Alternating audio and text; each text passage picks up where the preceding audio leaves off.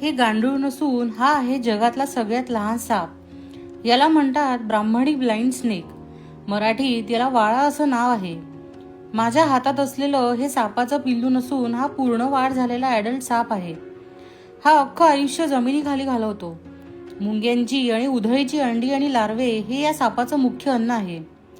हे अन्न शोधत तो जमिनीखाली स्वतःचं आयुष्य घालवत असल्याने त्याला डोळे नसल्यासारखेच असतात। डोळ्यांच्या जागी गडद काळे ठिपके असतात। हा साप बिनविषारी असतो। माणसालाच काय पण कुठल्याच प्राण्याला चावता येईल असे दात त्याला नसतात। जमिनीच्या आत तो जिभेच्या सहाय्याने स्वतःच्या भक्ष्याचा शोध घेत असतो। पावसाळ्यात जमिनीत वाढलेल्या पाण्यामुळे हे बाहेर पडतात। एखाद्या कुंडीत हा साप असेल तर त्याचं अख्खं आयुष्य त्याच कुंडीत जातं। नर्सरीतून आणलेल्या कुंड्यांमधून हे इकडून तिकडे जात असतात। हा साप तांदळाच्या दाण्या एवढी अंडी घालतो।